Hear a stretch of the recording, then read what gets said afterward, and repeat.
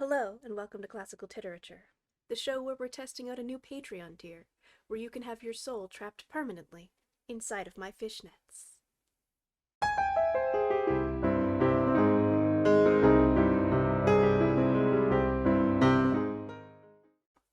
The last time we checked in with Victor Frankenstein, the creature had made his demands, specifically for a wife. In order to do this, Victor is now on his way to England to speak with a scientist who has similar proclivities, taking with him Clairville at the request of Elizabeth and his father. So let's see how Victor's little trip is going on. Chapter 19. London was our present point of rest. We determined to remain several months in this wonderful and celebrated city. Clairville desired the intercourse of the men of genius and talent who flourished at this time. But this was, with me, a secondary object. I was principally occupied with the means of obtaining the information necessary for the completion of my promise, and quickly availed myself of the letters of introduction that I had brought with me, addressed to the most distinguished natural philosophers. If this journey had taken place during my days of study and happiness, it would have afforded me inexpressible pleasure. But a blight had come over my existence, and I only visited these people for the sake of the information they might give me on the subject, in which my interest was so terribly profound. Company was irksome to me. When alone, I could fill my mind with the sights of heaven and earth. The voice of Henry soothed me, and I could thus cheat myself into a transitory peace. But busy, uninteresting, joyous faces brought back despair to my heart. I saw an insurmountable barrier placed between me and my fellow men. This barrier was sealed with the blood of William and Justine, and to reflect on the events with those names filled my soul with anguish. But in Clairville I saw an image of my former self. He was inquisitive, and anxious to gain experience and instruction. The difference of manners which he observed was to him an inexhaustible source of instruction and amusement. He was also pursuing an object he had long had in view. His design was to visit India. In the belief that he had in his knowledge of its various languages, and in the views he had taken of its society, the means of materially assisting the progress of European colonialization and trade. In Britain only could he further the execution of his plan. He was forever busy, and the only check to his enjoyments was my sorrowful and dejected mind. I tried to conceal this as much as possible, that I might not debar him from the pleasures natural to one who was entering on a new scene of life, undisturbed by any care or bitter recollection. I often refused to accompany him, alleging other engagement, that I might remain alone. I now also began to collect the materials necessary for my new creation, and this was to me like the torture of single drops of water continually falling on the head. Every thought that was devoted to it was an extreme anguish, and every word that I spoke in allusion to it caused my lips to quiver, and my heart to palpitate. After passing some months in London, we received a letter from a person in Scotland, who had formerly been our visitor at Geneva. He mentioned the beauties of his native country, and asked us if those were not sufficient allurements to induce us to prolong our journey as far north as Perth, where he resided.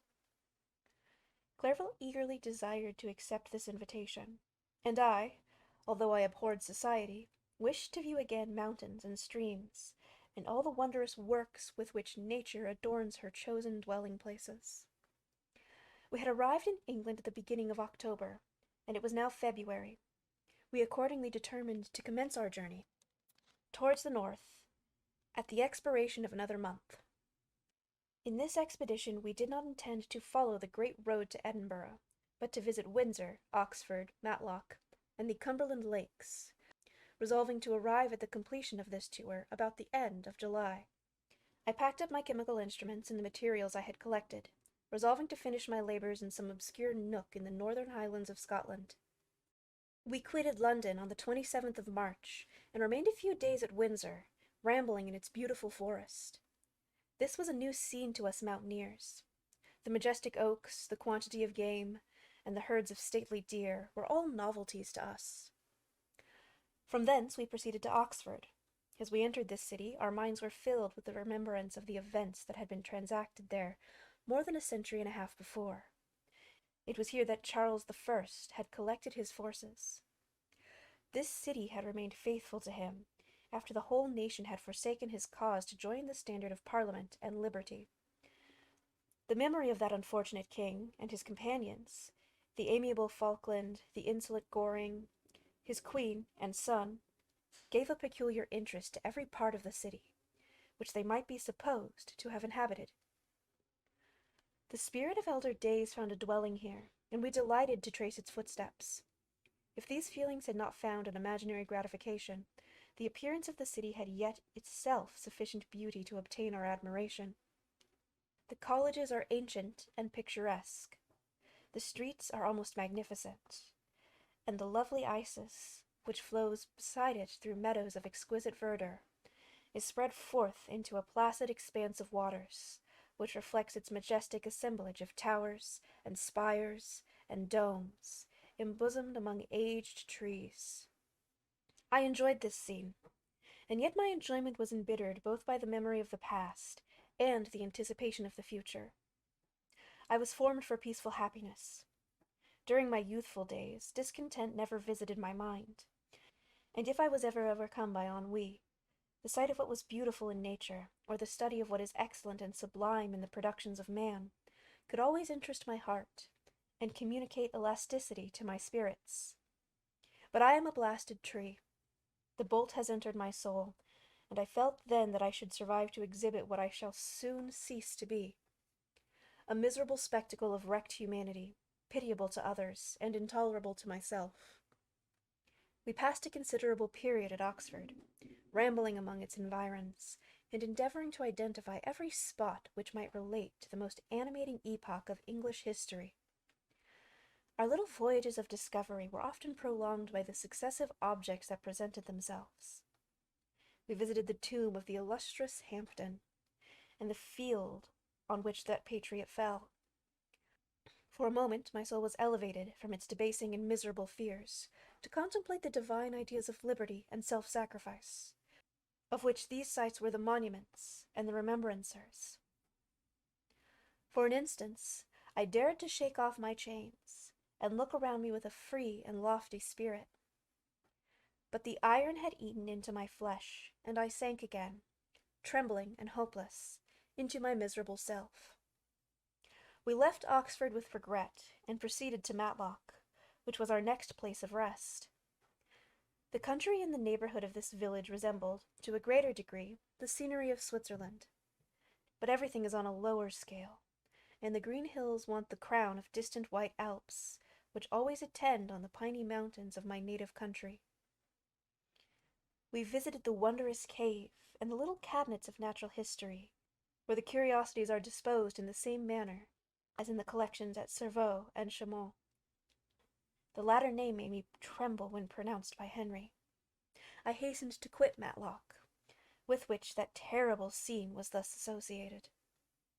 From Derby, still journeying northwards, we passed 2 months in Cumberland and Westmoreland. I could now almost fancy myself among the Swiss mountains. The little patches of snow which yet lingered on the northern sides of the mountains, the lakes, and the dashing of the rocky streams were all familiar and dear sights to me. Here also we made some acquaintances, who almost contrived to cheat me into happiness. The delight of Clerval was proportionably greater than mine. His mind expanded in the company of men of talent, and he found in his own nature greater capacities and resources than he could have imagined himself to have possessed while he associated with his inferiors. "I could pass my life here," said he to me, "and among these mountains I should scarcely regret Switzerland and the Rhine." But he found that a traveler's life is one that includes much pain amidst its enjoyments.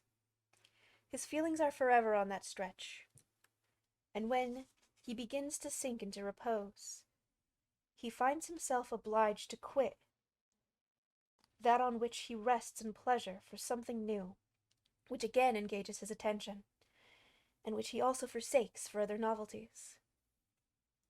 We had scarcely visited lakes of Cumberland and Westmoreland, and conceived an affection for some of the inhabitants, when the period of our appointment with our Scotch friend approached, and we left them to travel on. For my own part, I was not sorry. I had now neglected my promise for some time, and I feared the effects of the demon's disappointment. He might remain in Switzerland, and wreak his vengeance on my relatives. This idea pursued me, and tormented me at every moment from which I might otherwise have snatched repose and peace. I waited for my letters with feverish impatience. If they were delayed, I was miserable, and overcome by 1,000 fears.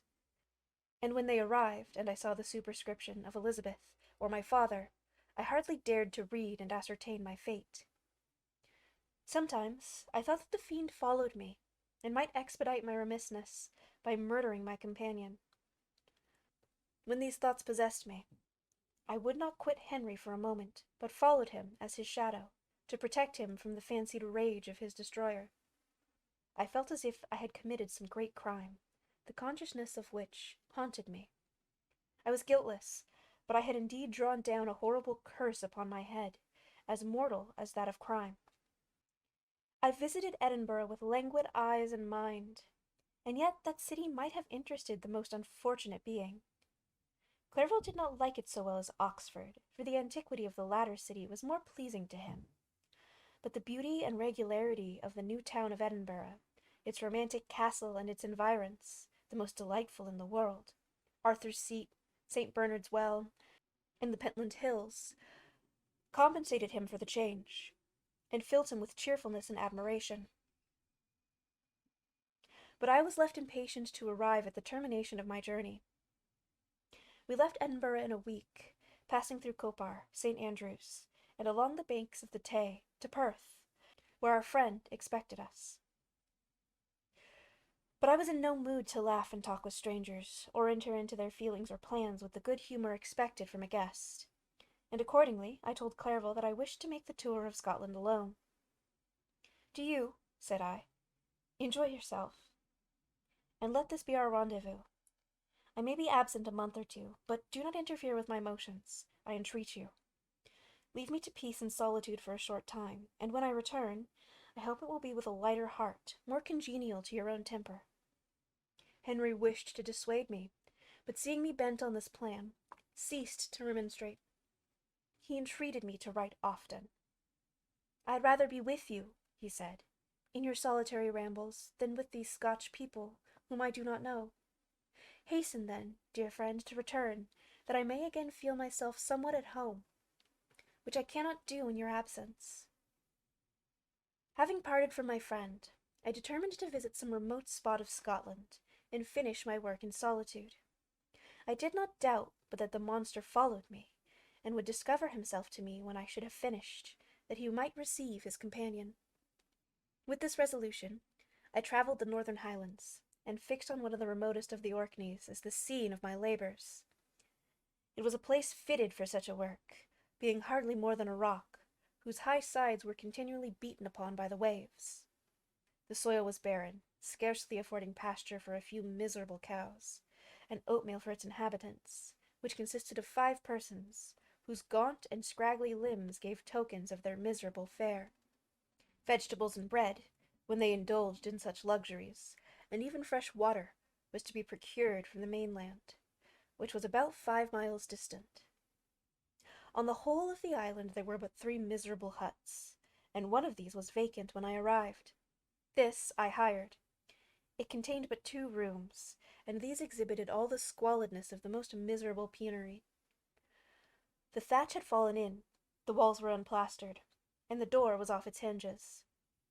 I ordered it to be repaired, bought some furniture, and took possession, an incident which would, doubtless, have occasioned some surprise had not all the senses of the cottagers been benumbed by want and squalid poverty. As it was, I lived ungazed at and unmolested, hardly thanked for the pittance of food and clothes which I gave. So much does suffering blunt even the coarsest sensations of men. In this retreat I devoted the morning to labor, but in the evening, when the weather permitted, I walked on the stony beach of the sea to listen to the waves as they roared and dashed at my feet. It was a monotonous yet ever-changing scene. I thought of Switzerland. It was far different from this desolate and appalling landscape. Its hills are covered with veins, and its cottages are scattered thickly in the plains. Its fair lakes reflect a blue and gentle sky, and, when troubled by the winds, their tumult is but as the play of a lively infant, when compared to the roarings of the giant ocean. In this manner, I distributed my occupations when I first arrived. But as I proceeded in my labor, it became every day more horrible and irksome to me. Sometimes I could not prevail on myself to enter my laboratory for several days, and at other times I toiled day and night in order to complete my work. It was, indeed, a filthy process in which I was engaged. During my first experiment, a kind of enthusiastic frenzy had blinded me to the horror of my employment. My mind was intently fixed on the consummation of my labor, and my eyes shut to the horror of my proceedings. But now I went to it in cold blood, and my heart often sickened at the work of my hands. Thus situated, employed in the most detestable occupation, immersed in a solitude where nothing could for an instant call my attention from the actual scene in which I was engaged, my spirits became unequal. I grew restless and nervous. Every moment I feared to meet my persecutor. Sometimes I sat with my eyes fixed on the ground, fearing to raise them, lest they should encounter the object which I so much dreaded to behold. I feared to wander from the sight of my fellow creatures, lest when alone he should come to claim his companion. In the meantime I worked on, and my labor was already considerably advanced. I looked towards its completion with a tremulous and eager hope, which I dared not trust myself to question, but which was intermixed with obscure forebodings of evil that made my heart sicken in my bosom. Chapter 20. I sat one evening in my laboratory. The sun had set, and the moon was just rising from the sea. I had not sufficient light for my employment, and I remained idle, in a pause of consideration of whether I should leave my labor for the night, or hasten its conclusion by an unremitting attention to it. As I sat, a train of reflection occurred to me, which led me to consider the effects of what I was now doing. 3 years before, I was engaged in the same manner, and had created a fiend whose unparalleled barbarity had desolated my heart, and filled it forever with the bitterest remorse. I was now about to form another being, of whose dispositions I was alike ignorant. She might become 10,000 times more malignant than her mate, and delight, for its own sake, in murder and wretchedness. She had sworn to quit the neighborhood of man, and hide himself in deserts. But she had not, and she, who in all probability was to become a thinking and reasoning animal, might refuse to comply with the compact made before her creation. They might even hate each other. The creature who already lived loathed his own deformity, and might he not conceive a greater abhorrence for it when it came before his eyes in the female form? She might also turn with disgust from him to the superior beauty of man. She might quit him, and he be again alone, exasperated by the fresh provocation of being deserted by one of his own species. Even if they were to leave Europe and inhabit the deserts of some new world, yet one of the first results of those sympathies for which the demon thirsted would be children, and a race of devils would be propagated upon the earth, who might make the very existence of the species of man a condition precarious and full of terror. Had I a right, for my own benefit, to inflict this curse upon everlasting generations? I had before been moved by the sophisms of the being I had created. I had been struck senseless by his fiendish threats, but now, for the first time, the wickedness of my promise burst upon me. I shuddered to think that future ages might curse me as their pest, whose selfishness had not hesitated to buy its own peace at the price, perhaps, of the existence of the whole human race. I trembled, and my heart failed within me, when, on looking up, I saw, by the light of the moon, the demon at the casement.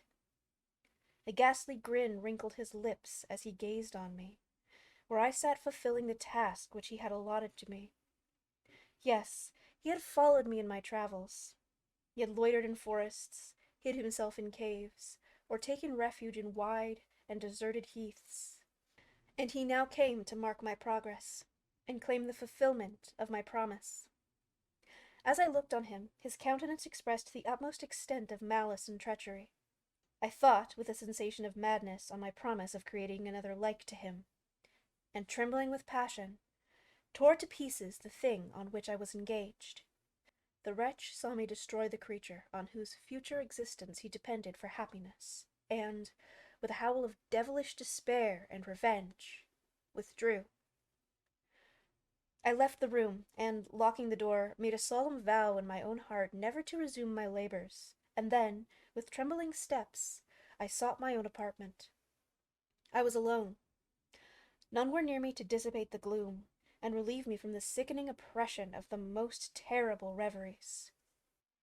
Several hours passed, and I remained near my window gazing on the sea. It was almost motionless, for the winds were hushed, and all nature reposed under the eye of the quiet moon. A few fishing vessels alone specked the water, and now and then the gentle breeze wafted the sound of voices as the fishermen called to one another. I felt the silence, although I was hardly conscious of its extreme profundity, until my ear was suddenly arrested by the paddling of oars near the shore, and a person landed close to my house. In a few minutes after, I heard the creaking of my door, as if someone endeavored to open it softly. I trembled from head to foot. I felt a presentiment of who it was, and wished to rouse one of the peasants who dwelt in a cottage not far from mine, but I was overcome by the sensation of helplessness, so often felt in frightful dreams, when you in vain endeavor to fly from an impending danger, and was rooted to the spot. Presently, I heard the sound of footsteps along the passage. The door opened, and the wretch whom I dreaded appeared. Shutting the door, he approached me, and said, in a smothered voice, "You have destroyed the work which you began. What is it that you intend? Do you dare to break your promise? I have endured toil and misery. I left Switzerland with you. I crept along the shores of the Rhine, along its willow islands, and over the summits of its hills. I have dwelt many months in the heaths of England, and among the deserts of Scotland. I have endured incalculable fatigue, and cold, and hunger. Do you dare destroy my hopes? Begone! I do break my promise. Never will I create another like yourself, equal in deformity and wickedness. Slave, I before reasoned with you, but you have proved yourself unworthy of my condescension. Remember that I have power. You believe yourself miserable, but I can make you so wretched that the light of day will be hateful to you. You are my creator, but I am your master. Obey.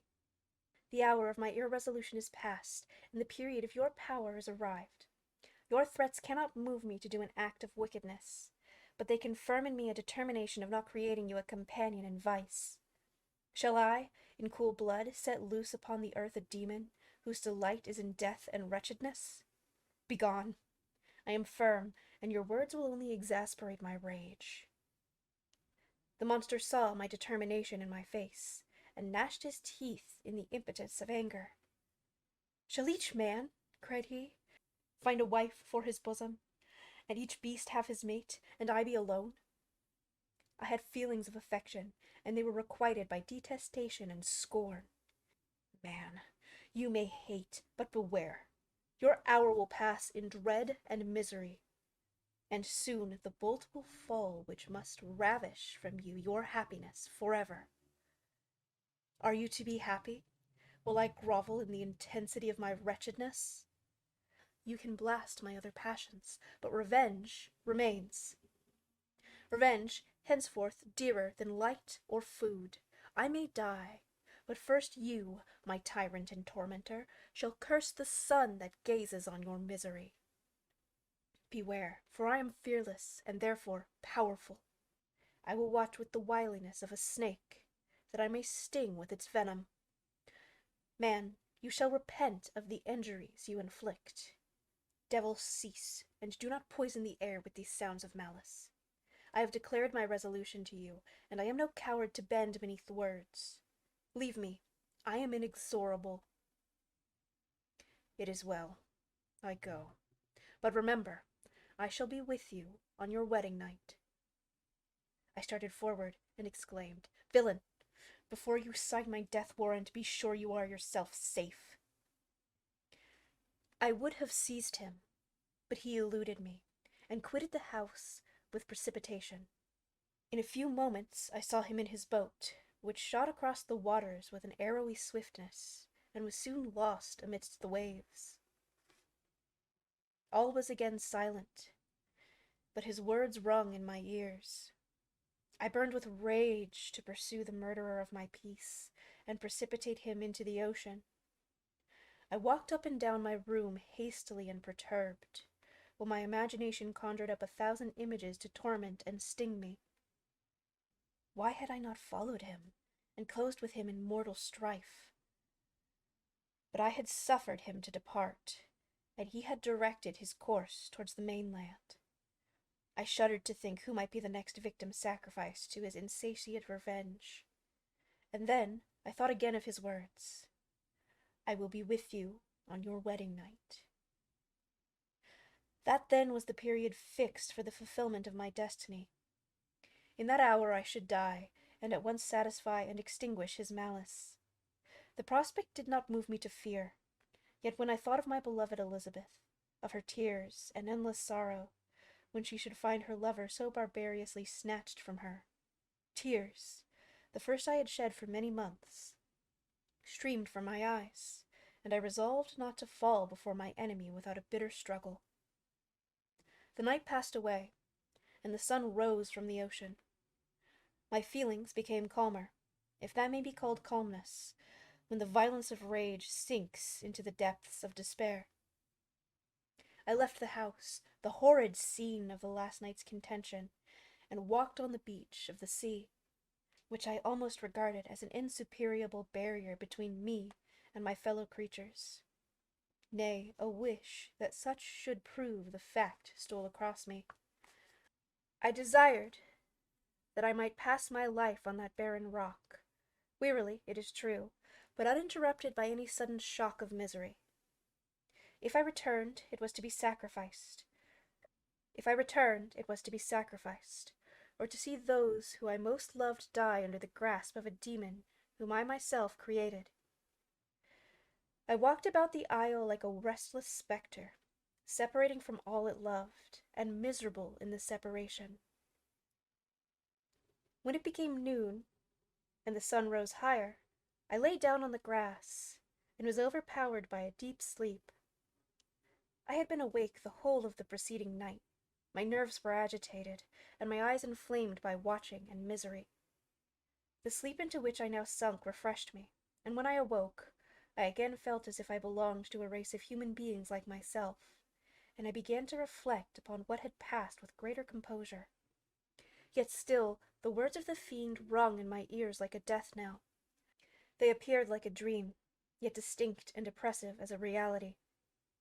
The sun had far descended, and I still sat on the shore, satisfying my appetite, which had become ravenous, with an oaten cake, when I saw a fishing boat land close to me, and one of the men brought me a packet. It contained letters from Geneva, and one from Clairvaux, entreating me to join him. He said that he was wearing away his time fruitlessly where he was, that letters from the friends he had formed in London desired his return to complete the negotiation they had entered into for his Indian enterprise. He could no longer delay his departure, but as his journey to London might be followed, even sooner than he now conjectured, by his longer voyage, he entreated me to bestow as much of my society on him as I could spare. He besought me, therefore, to leave my solitary isle, and to meet him at Perth, that we might proceed southward together.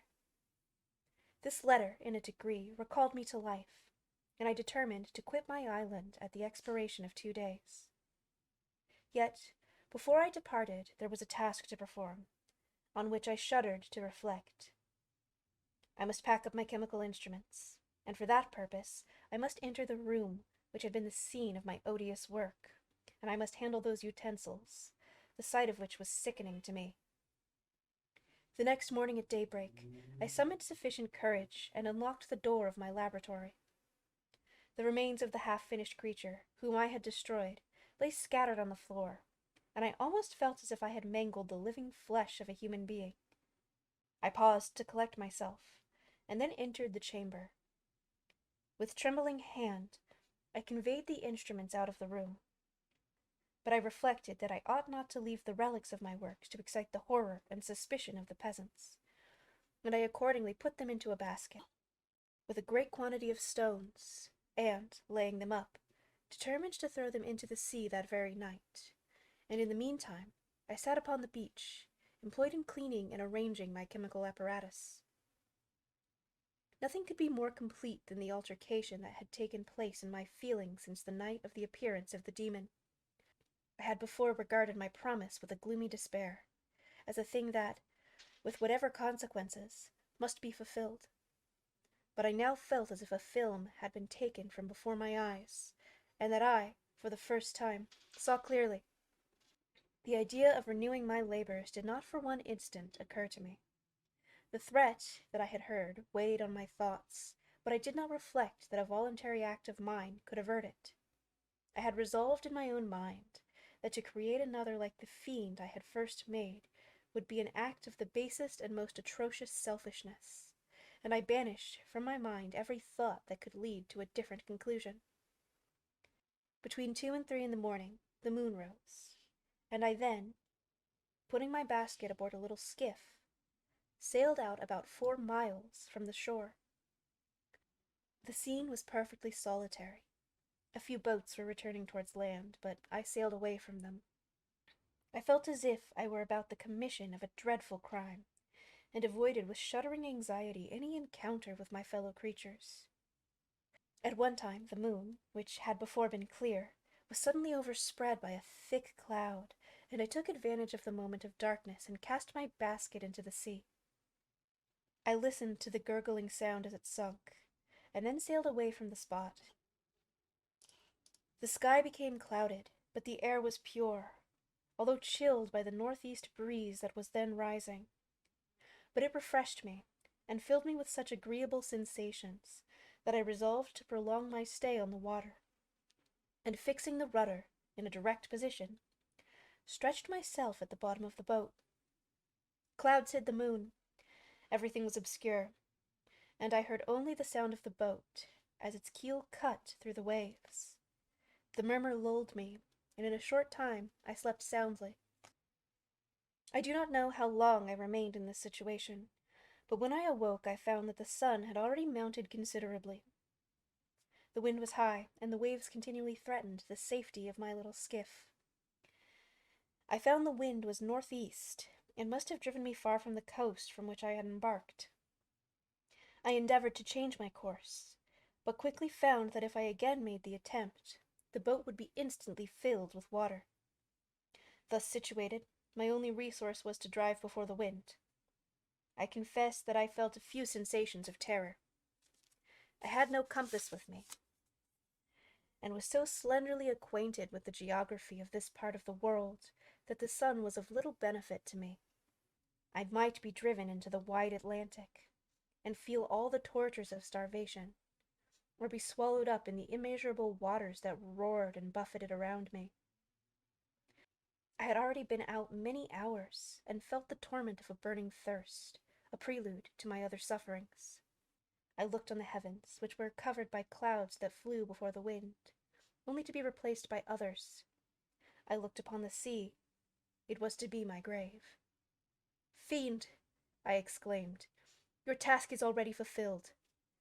I thought of Elizabeth, of my father, and of Clerval, all left behind, on whom the monster might satisfy his sanguinary and merciless passions. This idea plunged me into a reverie, so despairing and frightful, that even now, when the scene is on the point of closing before me forever, I shudder to reflect on it. Some hours passed thus, but by degrees, as the sun declined towards the horizon, the wind died away into a gentle breeze, and the sea became free from breakers. But these gave place to a heavy swell. I felt sick, and hardly able to hold the rudder, when suddenly I saw a line of high land towards the south. Almost spent as I was by fatigue and the dreadful suspense I endured for several hours, this sudden certainty of life rushed like a flood of warm joy to my heart, and tears gushed from my eyes. How mutable are our feelings, and how strange is that clinging love we have of life, even in the excess of misery. I constructed another sail with a part of my dress, and eagerly steered my course towards the land. It had a wild and rocky appearance, but as I approached nearer, I easily perceived the traces of cultivation. I saw vessels near the shore, and found myself suddenly transported back to the neighborhood of civilized man. I carefully traced the windings of the land, and hailed a steeple which I at length saw issuing from behind a small promontory. As I was in a state of extreme debility, I resolved to sail directly towards the town, as a place where I could most easily procure nourishment. Fortunately, I had money with me. As I turned the promontory, I perceived a small neat town and a good harbor, which I entered, my heart bounding with joy at my unexpected escape. As I was occupied in fixing the boat and arranging the sails, several people crowded towards the spot. They seemed much surprised at my appearance, but instead of offering me any assistance, whispered together with gestures that at any other time might have produced in me a slight sensation of alarm. As it was, I merely remarked that they spoke English, and I therefore addressed them in that language. "My good friends," said I, "will you be so kind as to tell me the name of this town, and inform me where I am?" "You will know soon enough," replied a man with a hoarse voice. "Maybe you are coming to a place that will not prove much to your taste, but you will not be consulted as to your quarters, I promise you." I was exceedingly surprised on receiving so rude an answer from a stranger, and I was also disconcerted on perceiving the frowning and angry countenances of his companions. "Why do you answer me roughly?" I replied. "Surely it is not the custom of Englishmen to receive strangers so inhospitably." "I do not know," said the man, "what the customs of the English may be, but it is the custom of the Irish to hate villains." While this strange dialogue continued, I perceived the crowd rapidly increase. Their faces expressed a mixture of curiosity and anger, which annoyed and, in some degree, alarmed me. I inquired the way to the inn, but no one replied. I then moved forward, and a murmuring sound arose from the crowd as they followed and surrounded me, when an ill-looking man approached, tapped me on the shoulder, and said, "Come, sir, you must follow me to Mr. Kerwin's, to give an account of yourself." "Who is Mr. Kerwin? Why am I to give an account of myself? Is this not a free country?" "Aye, sir, free enough for honest folks. Mr. Kerwin is a magistrate, and you are to give an account of the death of a gentleman who was found murdered here last night." This answer startled me, but I presently recovered myself. I was innocent, that could be proved easily enough. Accordingly, I followed my conductor in silence, and was led to one of the best houses in the town. I was ready to sink from fatigue and hunger, but, being surrounded by a crowd, I thought it politic to rouse all my strength, that no physical debility might be construed into apprehension or conscious guilt. Little did I then expect the calamity that was in a few moments to overwhelm me, and extinguish in horror and despair all fear of ignominy or death. I must pause here, for it requires all my fortitude to recall the memory of the frightful events which I am about to relate, in proper detail, to my recollection. Chapter 21. I was soon introduced into the presence of the magistrate, an old benevolent man, with calm and mild manners. He looked upon me, however, with some degree of severity, and then, turning towards my conductors, he asked who appeared as witnesses on this occasion. About half a dozen men came forward, and one being selected by the magistrate, he deposed that he had been out fishing the night before with his son and brother-in-law, Daniel Nugent, when, about 10 o'clock, they had observed a strong northerly blast rising, and they accordingly put in for port. It was a very dark night, as the moon had not yet risen. They did not land at the harbor, but, as they had been accustomed, at a creek about 2 miles below. He walked on first, carrying a part of the fishing tackle, and his companions followed him at some distance. As he was proceeding along the sands, he struck his foot against something, and fell at length on the ground. His companions came up to assist him, and by the light of their lantern, they found that he had fallen on the body of a man, who was to all appearance dead. Their first supposition was that it was the corpse of some person who had been drowned, and was thrown on shore by the waves. But on examination they found that the clothes were not wet, and even the body was not then cold. They instantly carried it to the cottage of an old woman near the spot, and endeavored, but in vain, to restore it to life. It appeared to be a handsome young man, about 25 years of age. He had apparently been strangled, for there was no sign of any violence, except the black mark of fingers on his neck. The first part of his deposition did not in the least interest me, but when the mark of the fingers was mentioned, I remembered the murder of my brother, and felt myself extremely agitated. My limbs trembled, and a mist came over my eyes, which obliged me to lean on a chair for support. The magistrate observed me with a keen eye, and of course drew an unfavorable augury from my manner. The son confirmed his father's account, but when Daniel Nugent was called, he swore positively that, just before the fall of his companion, he saw a boat, with a single man in it, at a short distance from the shore. And, as far as he could judge, by the light of a few stars, it was the same boat in which I had just landed. A woman deposed that she lived near the beach, and was standing at the door of her cottage, waiting for the return of the fisherman, about an hour before she heard of the discovery of the body, when she saw a boat with only one man in it, push off from that part of the shore where the corpse was afterwards found. Another woman confirmed the account of the fisherman having brought the body into her house. It was not cold.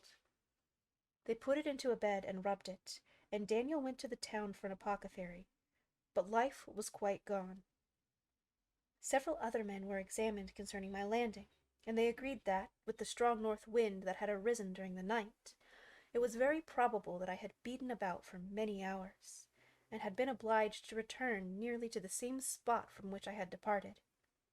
Besides, they observed that it appeared that I had brought the body from another place, and it was likely that as I did not appear to know the shore, I might have put into the harbor ignorant of the distance of the town of redacted, from the place where I had deposited the corpse. Mr. Kerwin, on hearing this evidence, desired that I should be taken into the room where the body lay for interment, that it might be observed what effect the sight of it would produce upon me. This idea was probably suggested by the extreme agitation I had exhibited when the mode of the murder had been described. I was accordingly conducted, by the magistrate and several other persons, to the inn. I could not help being struck by the strange coincidences that had taken place during this eventful night. But, knowing that I had been conversing with several persons on the island I had inhabited, about the time that the body had been found, I was perfectly tranquil as to the consequences of the affair. I entered the room where the corpse lay, and was led up to the coffin. How can I describe my sensations of beholding it?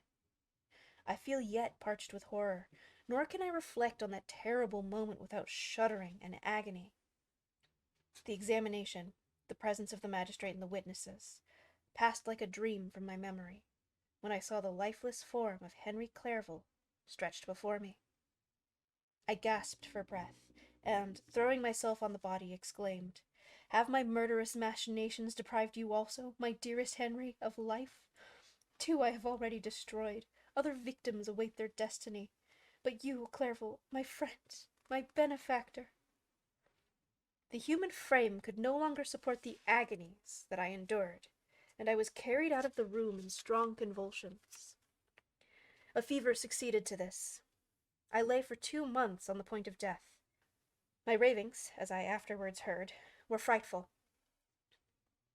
I called myself the murderer of William, of Justine, and of Clerval. Sometimes I entreated my attendant to assist me in the destruction of the fiend by whom I was tormented, and at others I felt the fingers of the monster already grasping my neck, and screamed aloud with agony and terror. Fortunately, as I spoke my native language, Mr. Kerwin alone understood me. But my gestures and bitter cries were sufficient to affright the other witnesses. Why did I not die? More miserable than man ever was before, why did I not sink into forgetfulness and rest?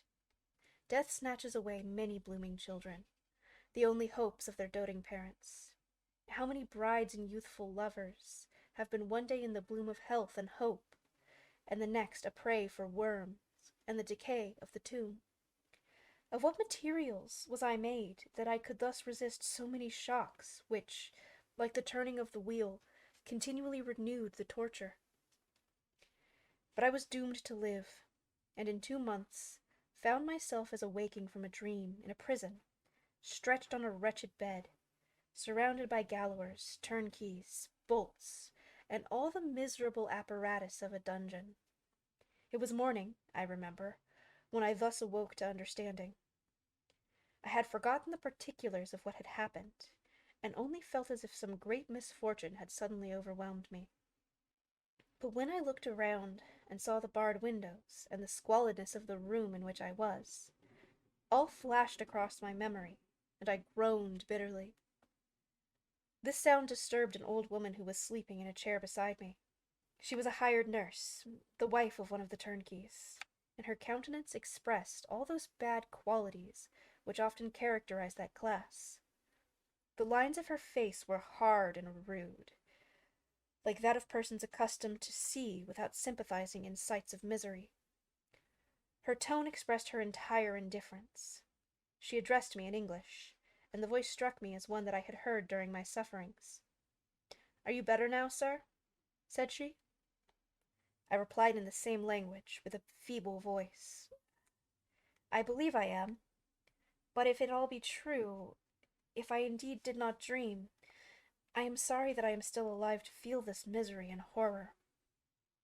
"For that matter," replied the old woman, "if you mean about the gentleman you murdered, I believe that it were better for you if you were dead, for I fancy it will go hard with you.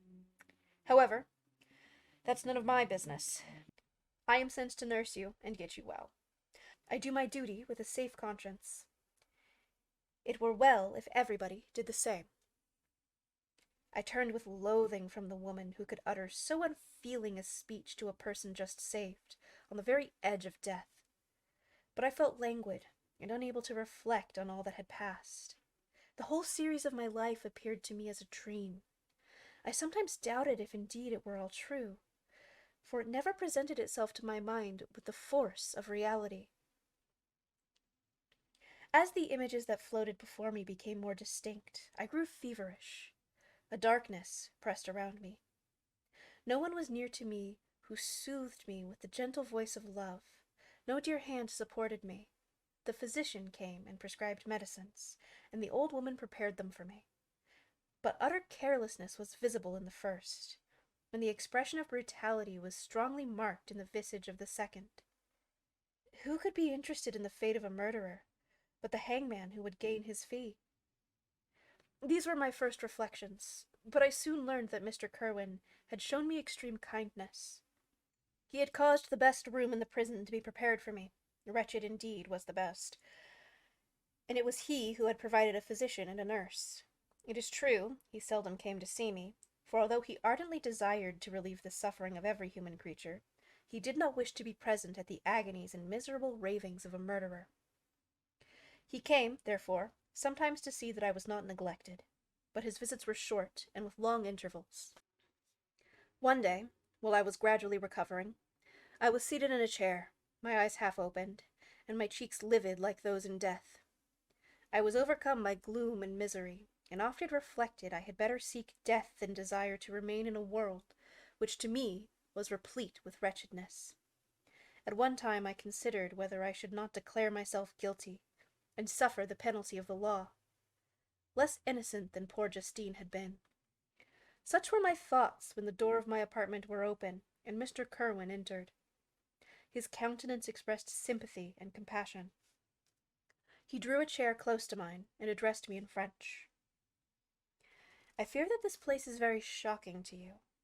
Can I do anything to make you more comfortable?" I thank you, but all that you mention is nothing to me. On the whole earth there is no comfort which I am capable of receiving. I know that the sympathy of a stranger can be but little relief to one borne down as you are by so strange a misfortune. But you will, I hope, soon quit this melancholy abode, for doubtless evidence can easily be brought to free you from the criminal charge. That is my least concern. I am, by course of strange events, become the most miserable of mortals. Persecuted and tortured as I am, and have been, can death be any evil to me?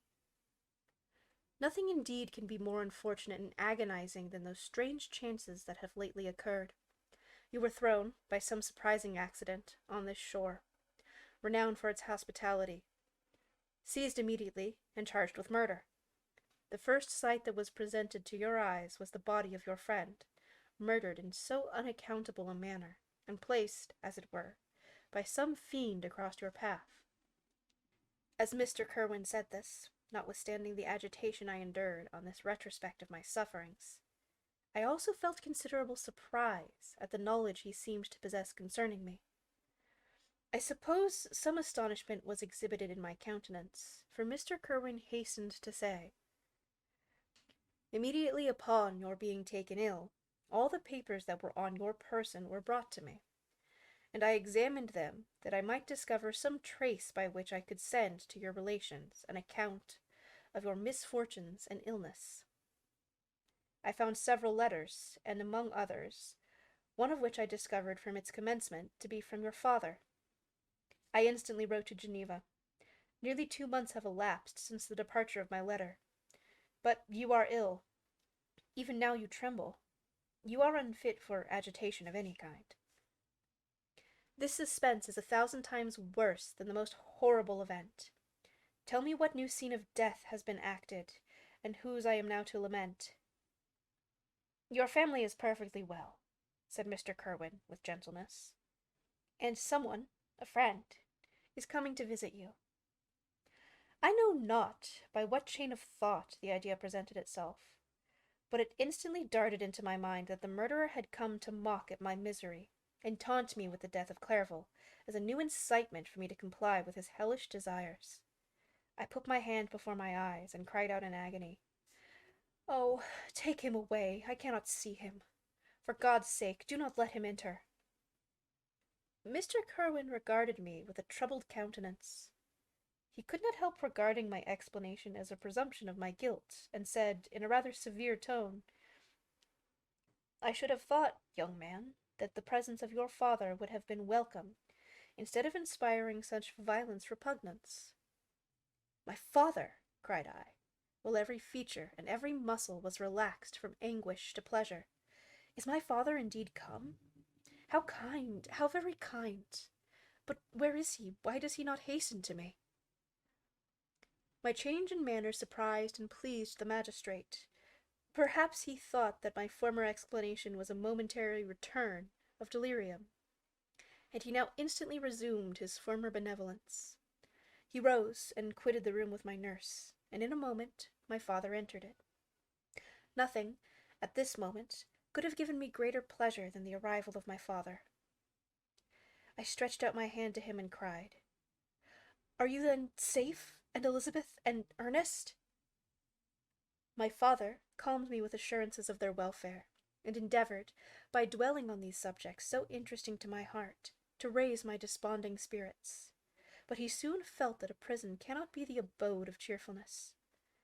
"What a place is this that you inhabit, my son?" said he, looking mournfully at the barred windows, and wretched appearance of the room. "You travelled to seek happiness, but a fatality seems to have pursued you. And poor Clerval!" The name of my unfortunate and murdered friend was an agitation too great to be endured in my weak state. I shed tears. "Alas, yes, my father," I replied. "Some destiny of the most horrible kind hangs over me, and I must live to fulfill it, or surely I should have died on the coffin of Henry."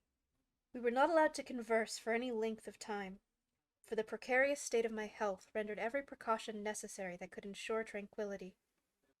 Mr. Kerwin came in and insisted that my strength should not be exhausted by too much exertion, but the appearance of my father was to me like that of my good angel, and I gradually recovered my health.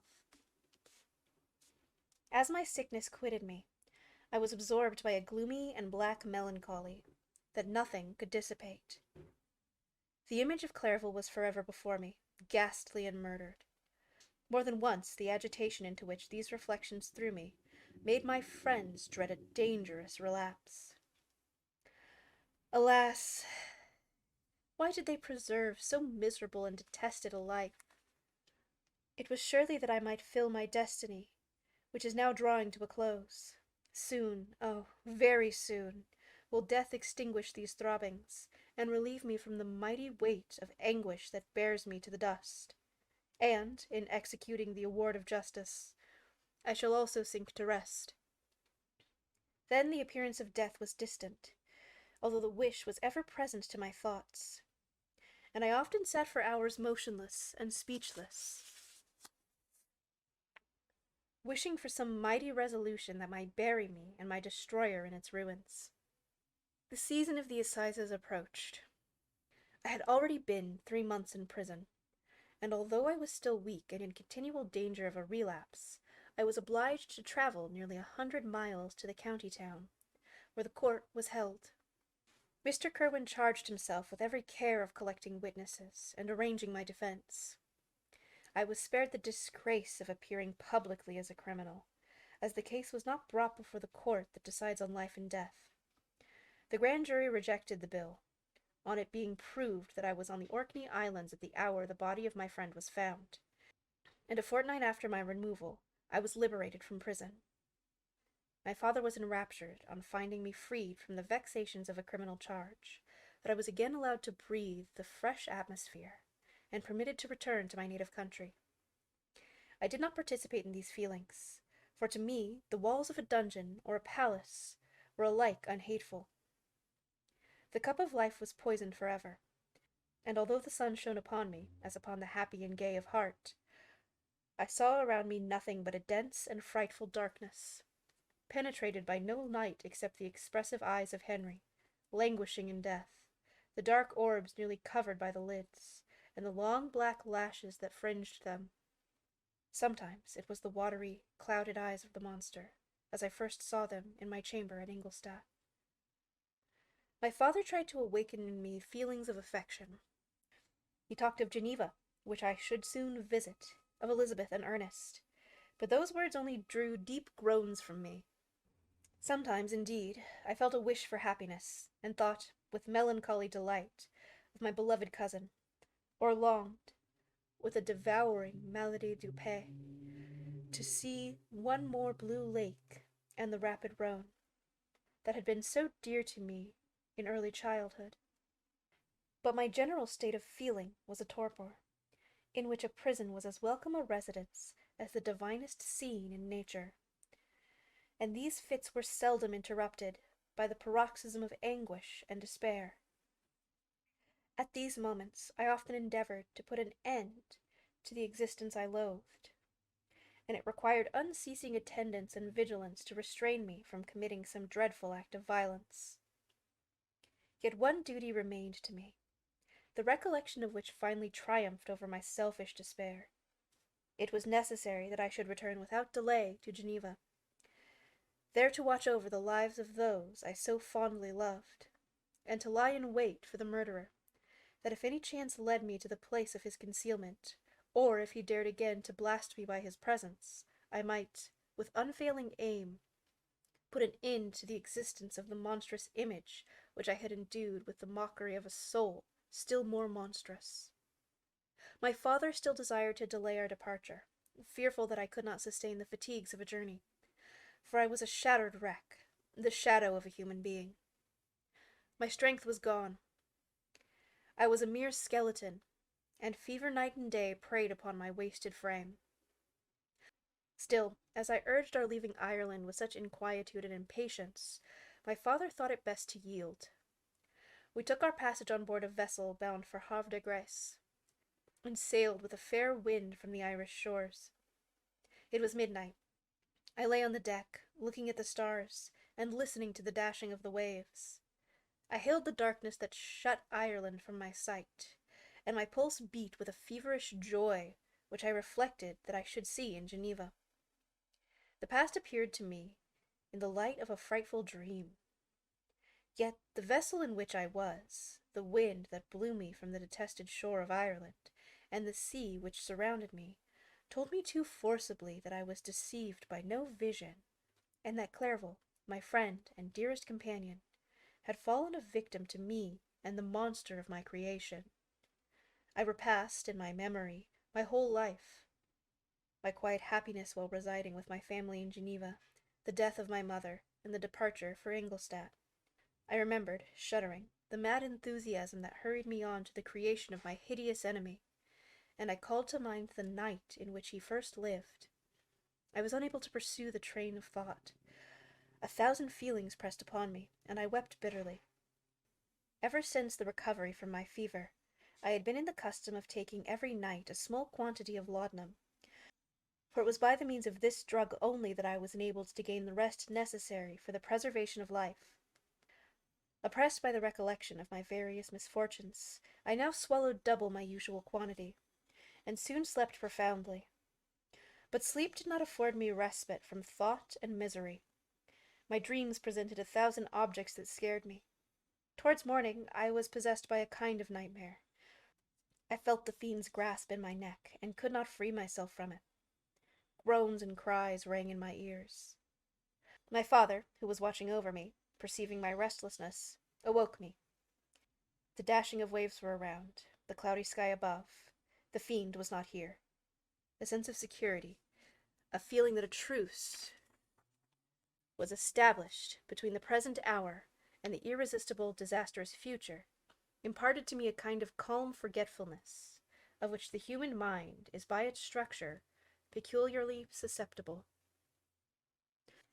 And I think we will stop there for today. Next time, we will read the final 3 chapters of Frankenstein. But until then, you can find me on any of these social media platforms, including over on Patreon. Patrons get extra benefits, like videos a week early, their name in the credits, and occasional bonus videos. This has been Classical Titerature. Thanks for watching. I would also like to give extra special thanks to Bummington, the member of our bibliophile tier.